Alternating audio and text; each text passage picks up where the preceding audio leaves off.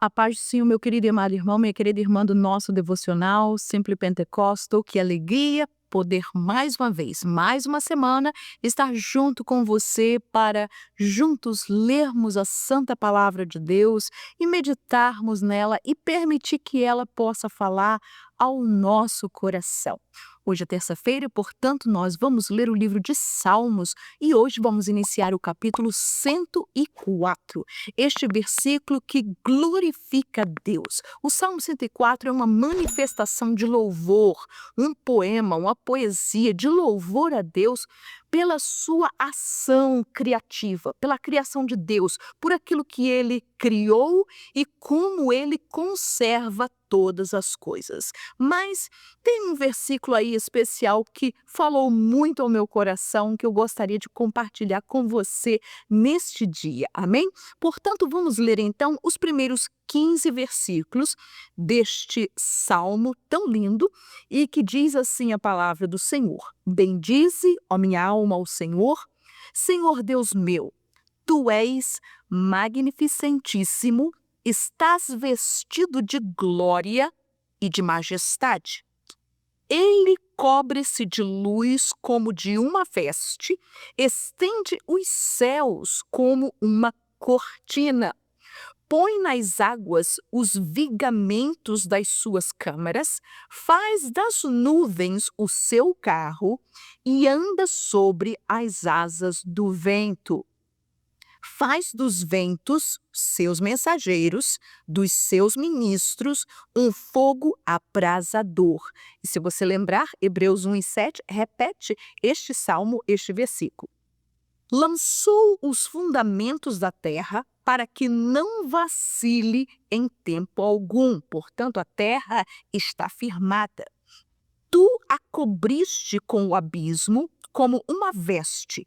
As águas estavam sobre os montes. A tua repreensão fugiram. A voz do teu trovão se apressaram.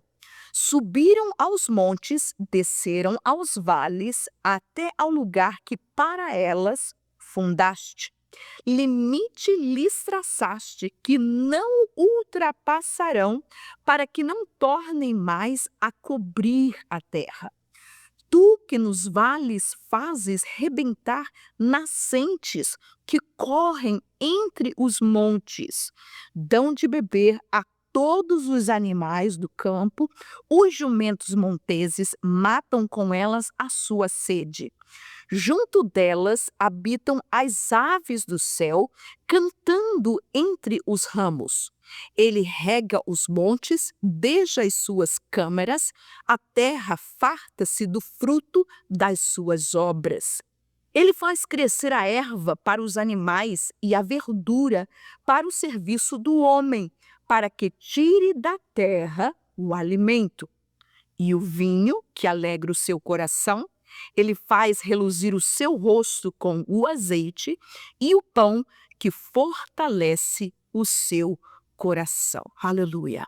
Meus queridos, estes versículos que nós lemos mostra em vários detalhes, e a continuação dele vai fazer a mesma coisa, vários detalhes da beleza, como Deus, não somente ele criou, mas como Deus conserva. Por quê?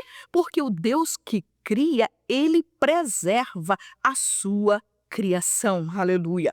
Nós vamos ver que Deus ele criou todas as coisas com ordem, com sabedoria, com, não é, inteligência, porque Deus ele é o arquiteto de toda esta criação. Aleluia. Então nós não vemos não somente que ele cria com ordem, sabedoria e propósito. Aqui está mostrando nestes versículos o propósito pelo qual Deus fez crescer a erva, pelo qual Deus deu a água.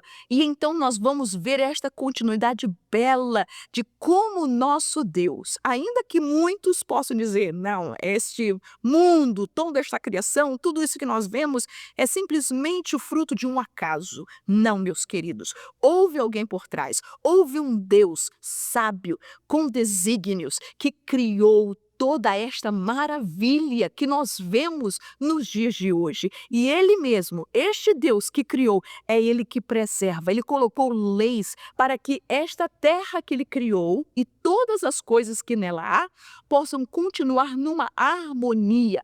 Deus estabeleceu limites. Deus ele colocou todas as coisas no seu lugar. Para quê? Para que pudesse servir de bênção não somente para os animais, mas para o homem também. Mas quando eu li este versículo, e talvez você já possa até concordar comigo, o último versículo que nós lemos, o versículo 15, diz que o vinho que alegra o seu coração, ele faz reluzir o seu rosto como azeite, e o pão que fortalece o seu coração. 3 alimentos muito importantes que têm um significado tremendo na Bíblia Sagrada. Nós vamos ver que estes alimentos serviam para o serviço do homem.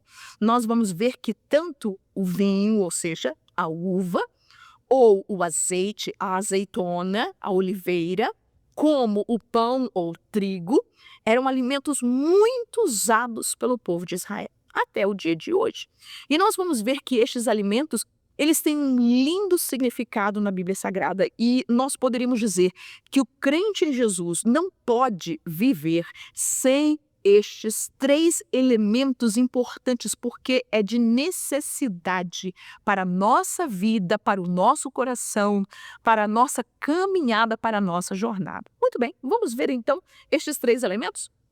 Primeiro, a Bíblia fala sobre o vinho, ou seja, o fruto da vide. Nós vamos ver que a Bíblia Sagrada está repleta falando sobre a videira, sobre a uva. O próprio Jesus, quando ele orava e dava suas últimas palavras para os seus discípulos, quando ele estava a caminho do Getsêmani, capítulo 15 de João, vocês já estudaram com a nossa irmã Manuela? Já estiveram lendo? Se por acaso você ainda não ouviu, volte lá.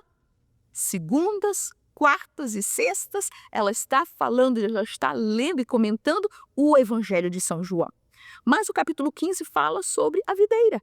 Eu sou a videira verdadeira, dizia Jesus. Portanto, a Bíblia Sagrada nos diz que o vinho que alegra o coração do homem. Por quê?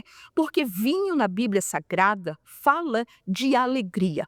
Aqui nós não estamos, nem a Bíblia Sagrada está respaldando a bebedeira, a embriaguez. Muito pelo contrário, Efésios 5,18, ele disse, enchei-vos do Espírito. Ele disse, não vos embriagueis no vinho que a contenda, ou seja, no vinho físico, no álcool, na bebedice. Não, mas ele disse, enchei-vos do Espírito. Por que, meus queridos? Porque o vinho na Bíblia Sagrada tem essa tipologia, tem este símbolo de alegria, aleluia. Nós vamos ver que a salvação que nós recebemos de Jesus, ela traz a nós uma das coisas mais lindas e maravilhosas, que é a alegria.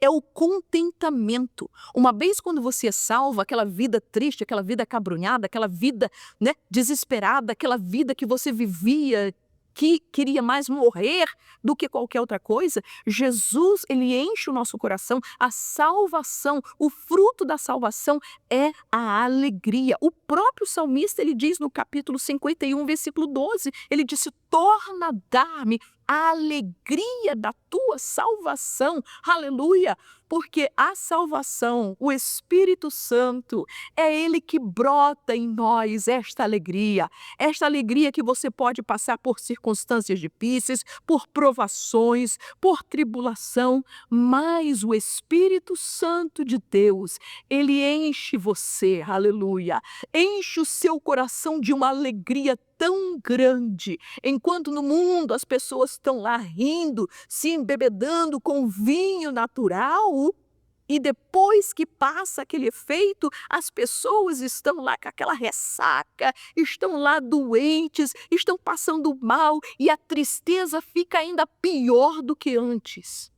A salvação de Jesus é como este vinho novo que Deus ele dá aos nossos corações, que não nos deixa iludidos, que não nos deixa desorientados, que não nos deixa simplesmente com uma ressaca depois que tudo passa. Não, a alegria da salvação, ela é permanente na nossa vida.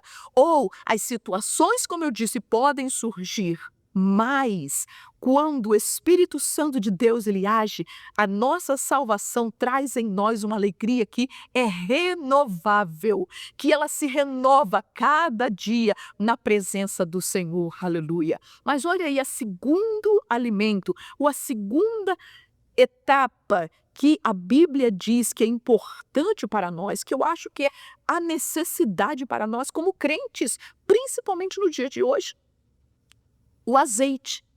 O azeite era tirado da azeitona, da oliveira, ou seja, tanto a uva como a azeitona, elas eram espremidas, elas eram esmagadas, até sair o suco da uva ou sair o azeite. Mas principalmente a oliveira, a azeitona, era colocada numa prensa de pedra e que quando esmagada, aquela azeitona tirava e saía um azeite para o uso do povo, não somente para consumo como comida, mas também para eles servia como combustível para colocar nas suas lamparinas, servia como remédio, como medicamento para colocar nas feridas, para poder amolecer as feridas. E nós vamos ver a linda parábola de Jesus do bom samaritano, que foi que ele fez? Ele colocou azeite na ferida, aleluia. Portanto, meus queridos, o azeite na Bíblia Sagrada não somente é símbolo do Espírito Santo de Deus, mas o azeite também é símbolo da unção de Deus sobre a vida do salvo, aleluia. Nós vamos ver que o azeite no Antigo Testamento era usado para todas essas finalidades, mas também principalmente para consagrar, para separar. Quando um rei, quando o sacerdote, eles eram ungidos, eles eram separados, ou objetos sagrados eram separados para poder fazer a obra de Deus, o azeite era derramado, um azeite especial, consagrado ao Senhor. E, meus queridos, quando nós vemos, não somente no Antigo Testamento, mas no Novo Testamento também, agora, o óleo, o azeite sendo usado para colocar sobre aqueles que estão enfermos. A Bíblia diz que se alguém está enfermo, chame os presbíteros, unge-o com óleo, não é? E ore por ele para que seja sarado. Então nós vamos ver que a unção ou o azeite que o salmista lhe diz, fazia o quê? Reluzia o rosto. Você já tentou passar azeite, não é, no seu rosto, e o que acontece? Ou na sua mão, vai ficar brilhando por causa do azeite. E a Bíblia diz que o azeite, ele reluz. Que coisa maravilhosa, aleluia. Saber que a unção de Deus, a autoridade de Deus, a graça de Deus, ou seja, o que era a unção, o que era, para que servia este azeite? A unção era a manifestação do Espírito Santo para quê? Para dar poder para aqueles que fazem a obra de Deus, para aqueles que estão trabalhando, exercendo a obra de Deus, aleluia. Então, quão importante é para nós, nos dias de hoje, buscarmos o Espírito Santo de Deus, não somente ser batizado com o Espírito Santo, mas buscar a graça, a unção, a autoridade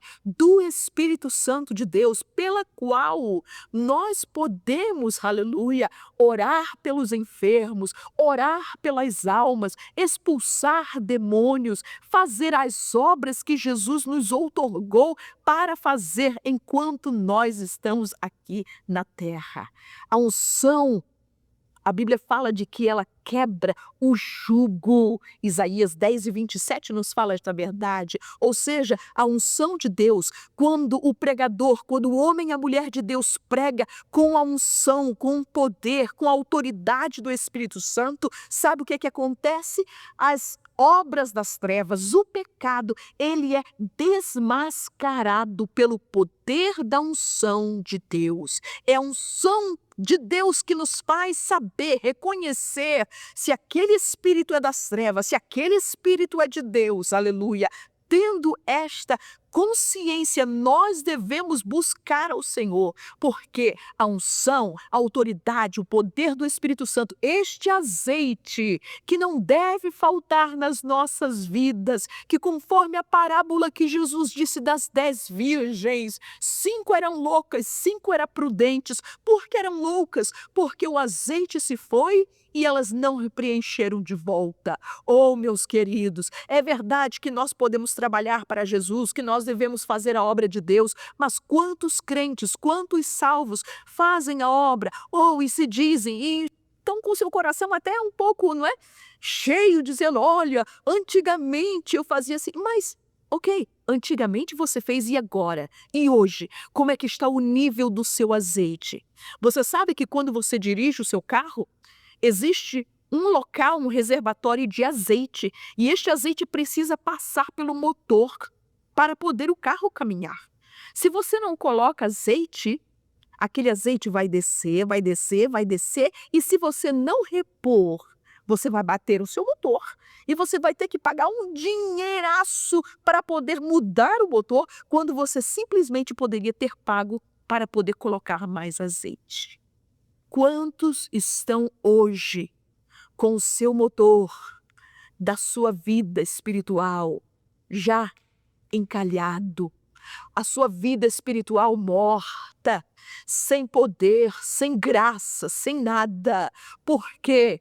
Porque não buscam do Espírito mais azeite para suprir no seu coração. E não adianta pedir emprestado, não adianta pedir, irmão, ora por mim, irmão, ora por mim. Não, irmão, somos nós que temos que buscar este azeite, somos nós que temos que nos ajoelhar, somos nós que temos que voltar àqueles bons tempos de colocar a face no chão, no pó, e dizer, Senhor, tem misericórdia de mim. Dá-me, Senhor, o teu poder, dá-me, Senhor, a tua autoridade, dá-me, Senhor, de novo a graça para eu pregar, para eu orar, para eu evangelizar, para eu fazer a tua obra. E quando o inimigo se levantar, meus queridos, o crente tem poder, tem autoridade, aleluia. E quando nós falamos de poder e autoridade, né, da unção do Espírito Santo, nós não estamos falando de gritar, nem de esperneio, nem de manipulação, não, irmãos, não, não, não.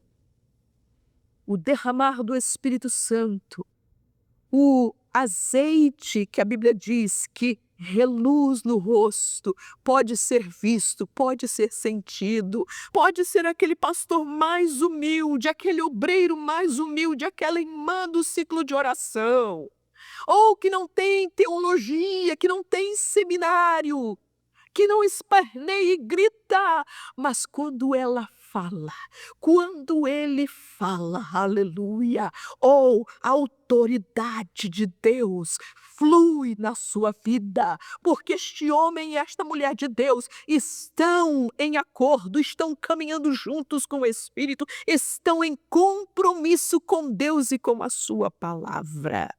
Precisamos do azeite, do Espírito, aleluia, que possa novamente refletir na nossa vida.